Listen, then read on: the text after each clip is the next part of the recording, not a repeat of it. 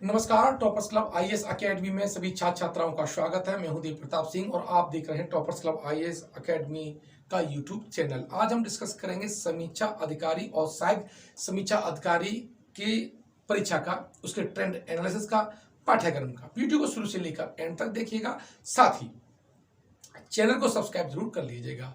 और ये वीडियो आपके लिए इंपॉर्टेंट हो सकता है अगर आप प्रतियोगी छात्र छात्रा हैं या आपके घर में कोई भी है तो उसके लिए भी वीडियो हो सकता है। तो इस वीडियो को देखना आपके लिए अत्यंत आवश्यक है, इसलिए कि आपके पास जानकारी होनी चाहिए ताकि आप दूसरों को भी गाइड कर सकें। ठीक है, देखिए इसमें मैंने फोकस किया है समीक्षा अधिकारी और सहायक समीक्षा अधिकारी का। और यूपीपीसीएस 2024 के लिए मैं बाद में वीडियो बनाऊंगा, लेकिन इस वाले सेक्शन में मैं आपको एआरओ और आरओ की बात करूंगा। और हमारा जो नया बैच है वो 5 जून 2023 से स्टार्ट हो रहा है। देखिए केंद्र बिंदु इसका हम समझ लेते हैं। पहली बात है कि हम तैयारी कैसे करें। ये बच्चे को ज़्यादा प्रश्न रहते हैं कि उन्हें मालूम नहीं रहता हम तैयारी कैसे करें, तो मैंने इसमें कोशिश की कवर करने की कि आपको एक सटीक रणनीति में आपको बता सकूं तैयारी कैसे करनी है। विगत वर्षों का मैंने इसमें ट्रेंड एनालिसिस बताया है कि किस विषय से कितने प्रश्न पूछे गए हैं।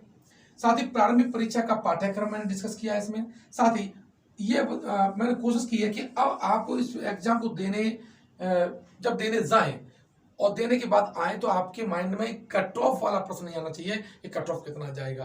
यानी आपकी तैयारी इतनी होनी चाहिए कि आप शुरुआत से टॉप से रहे कि हाँ मेरा 100% होगा। तो इसलिए मैंने झटझटी ये रणनीति जो बनाई है वो ये इतनी बनाई है कि आपको कट ऑफ देखने की जरूरत नहीं पड़ेगी। अगर आपने मेरी बात को फॉलो कर लिया, दिए हुए मटेरियल को और दी हुई टेस्ट सीरीज को अगर पूरा लगा लिया तो ये तय मान लीजिए कि आप कट ऑफ नहीं देखेंगे। आप प्री के बाद 2 दिन एंजॉय करेंगे और तीसरे दिन के बाद में आप मेंस की तैयारी करेंगे। चलिए बात कर लेते हैं आरओ और एआरओ परीक्षा की पैटर्न की।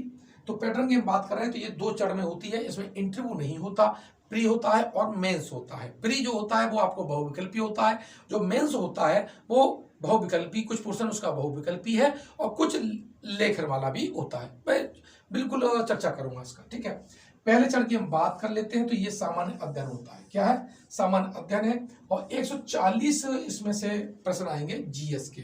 ठीक है, ये बहुविकल्पी प्रश्न होंगे और हिंदी के जो आएंगे वो 60 प्रश्न होंगे। क्या होंगे? 60 प्रश्न होंगे। और ध्यान रखिएगा आपको 3 घंटे का इसमें समय मिलेगा। और नेगेटिव मार्किंग 1/3 की होगी। कितनी होगी? नेगेटिव 1/3 की नेगेटिव मार्किंग होगी।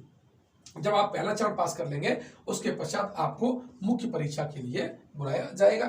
तो आपको पहले प्री पे इतना अच्छा सा फोकस कर लेना जीएस का, ताकि मेंस में आपको केवल रिवीजन का ही समय मिले और आपके पास केवल इतना ही हो कि हाँ मैंने प्री में इतना सही तैयार कर लिया है, मेंस में के लिए केवल रिवाइज करके मैं आपको मुख्य परीक्षा निकाल दूंगा। यानी प्री में ही आपको जीएस का जो है वो प्री और मेंस एक बार में कर लेना है। ठीक है, अब देखो पाठ्यक्रम की बात कर लेते हैं। तो प्री के पाठ्यक्रम में आपका सबसे पहले सामान्य अध्ययन की बात करते हैं। तो इसमें 140 प्रश्न होते हैं। कितने होते हैं? 140 प्रश्न होंगे और अंक भी कितने होंगे? 140 होंगे।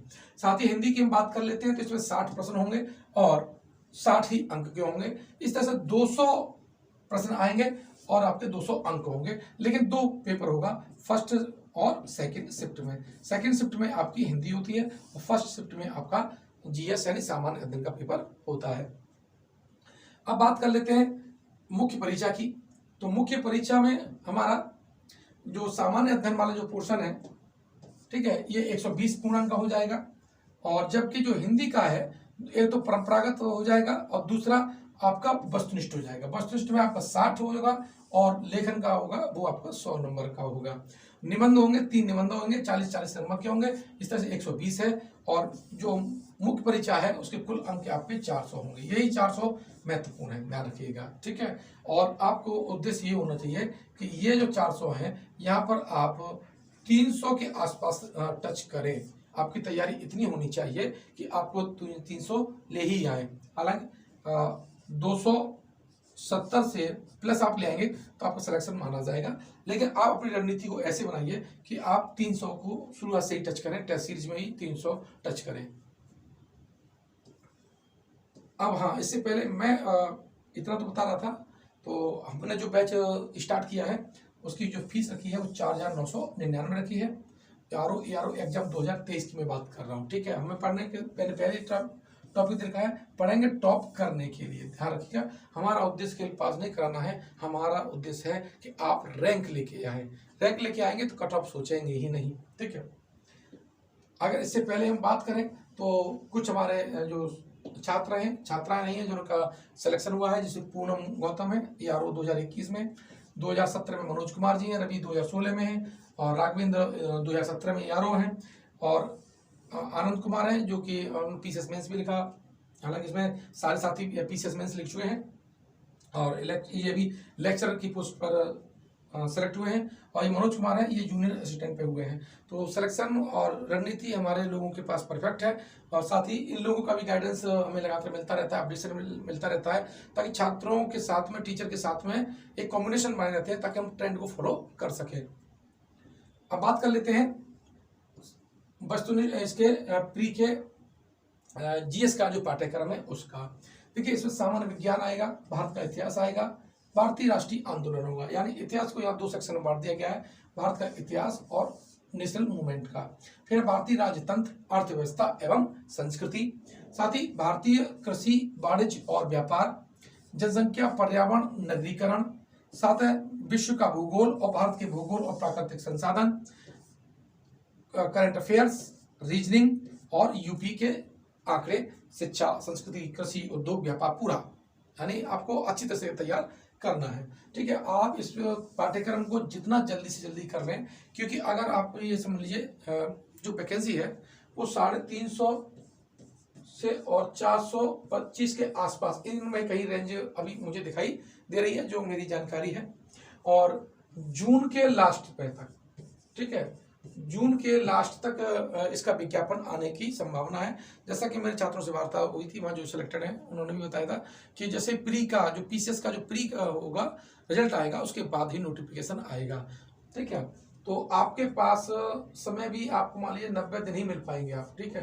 तो 90 दिन में इसको पूरी तरह से कवर करना है, और ऐसे करना है कि प्री और मेंस एक ही साथ आपका कवर हो जाए। इस बात को बस कंटेस्ट रखिएगा, ध्यान में रखिएगा, माइंड में ठोस पटल पर इसको ठोक दीजिएगा कि मुझे प्री में ही मेंस की GS को कवर कर लेना है। हिंदी को भी, हिंदी के पाठ्यक्रम की देखें तो विलोम शब्द आपका जो आएगा वो 10 नंबर का, वाक्य शुद्धि एवं वर्तनी 10 नंबर का, अनेक शब्दों के लिए एक शब्द है वो 10 नंबर का आएगा, साथ ही तद्भव और तत्सम 10 नंबर का, विशेषण और विशेष्य 10 नंबर का, पर्यायवाची आपका 10 नंबर का, और कुल स्तर से 60 नंबर का ये आएगा।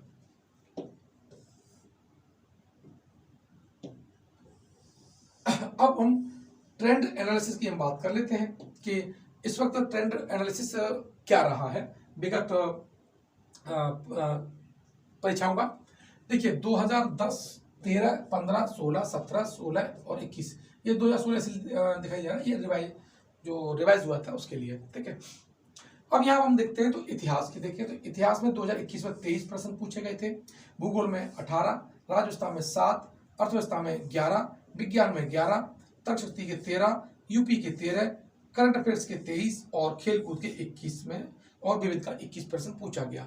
लेकिन इस पूरे चार्ट को आप देखिएगा तो इतिहास का 23, 22, 21, 22, 20, 18, 18, मतलब है कि 20 प्लस तो यहाँ पर आपका पूछा ही गया है। साथ ही ज्योग्राफी की बात करें, ज्योग्राफी तो बहुत यहाँ रोल खेला है। 2010 और 13 में तो ये 40 अंक टच कर गया था प्रश्न, 2015 में फिर इसका 20 हुआ, 2016 वही ट्रेंड रहा 19 का, फिर थोड़ा बड़ा 2017 में 26 का, 2016 में फिर 22 का, और 18 आपके 2021 में। तो इसका भी हम मान सकते हैं कि यहाँ पर भी आपका 20 प्लस ही आएगा, ध्यान रखना। अब ऐसे 20 प्लस में कर रहा हूँ तो आपको 140 में मान लेना पड़ेगा, ठीक है। राजव्यवस्था की बात करें तो 7 नंबर 21 में, 9 आपका 16 में, 8 है या 17 में, 2016 में 5, 2015 में 9, 13 और 10 में बहुत न्यून पूछे गए, यहाँ से नॉमिनल एकदम 3 प्रश्न पूछे गए थे। लेकिन अर्थव्यवस्था की बात करें, अर्थव्यवस्था आपके करंट से जोड़ करके आती है, यहाँ पर थ्योरेटिकल और करंट के हिसाब से है, बजट जैसे उसमें शामिल रहता है।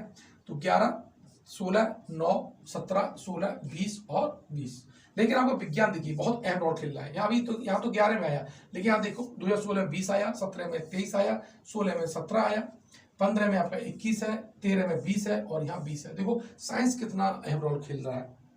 साथ ही रीजनिंग की देखिए 13, 14, 12, 15, 16, 2 और 2, यानी ये लास्ट की 4 में जो रीजनिंग है वो टेंटेटिव है, 12, 13 पूछी गई है एवरेज की दृष्टि से। यूपी की दृष्टि से देखें तो 13 आया है और 16 में 8, 17 में 9, 16 में फिर 12, 15 में 13 में 2 आए और आपका 2010 में केवल 2 प्रश्न आए। लेकिन अब हम देख लेते हैं ट्रेंड में कि थोड़ा सा इसका ट्रेंड बढ़ता हुआ दिखाई देता है। 10+2 के पास ये 10 या 12 के आसपास यहाँ रहने की उम्मीद है। करंट अफेयर्स की बात करें तो करंट अफेयर्स किसी भी एग्जाम में मेन रोल खेलता है। आयोग में तो देखो 23 प्रश्न यहाँ से, फिर आपका 16 में आपका 11, 17 में 13, 16 में 11, 15 में 13, फिर 18, यानी इसने 2016 के बाद ट्रेंड बदला हुआ है और 23 तक आया है और लगता है इसी ट्रेंड को ही फॉलो करेगा। खेलकूद और विविध की हम बात करें तो 21, 18, 19, 22, 12, 17, 17, यानी जो विविध का क्षेत्र है वो भी उतना ही महत्वपूर्ण है जितना कि कोई अन्य सब्जेक्ट है। तो यहाँ पर मोटा मोटा देखने से हमें ये लगता है कि हमें विशेष पकड़ कहाँ पर बनानी पड़ेगी? इतिहास, भूगोल, विज्ञान, करंट अफेयर्स एंड विविध। ठीक है, विविध आपका पर्यावरण भी आ जाता है, ध्यान रखिएगा। ठीक है, तो इस तरह से ये चार्ट के द्वारा मैंने आपको बताया किस तरह से आप को समझना चाहिए और प्रश्न का पैटर्न देखना चाहिए। पुराने ईयर्स के जो पेपर्स हैं उनको ले आइएगा और विधिवत उसको हल कीजिएगा, समझिएगा किस क्षेत्र से किस प्रकार का प्रश्न पूछा जा रहा है, तो उसी हिसाब से उस टॉपिक को आप पकड़िएगा। अब यहाँ मैं आपको बता दूं आपको कि आप हमारे अगर YouTube चैनल को फॉलो करते रहेंगे तो आपको सारी जानकारी मिलती रहेगी। और आप अगर बैच ज्वाइन करना चाहते हैं तो अभी 4,999 मैंने लगभग 5,000 में ये बैच मिल रहा है और इसमें प्री और मेंस में आपको पूरी तैयारी कराऊंगा, ध्यान रखिएगा।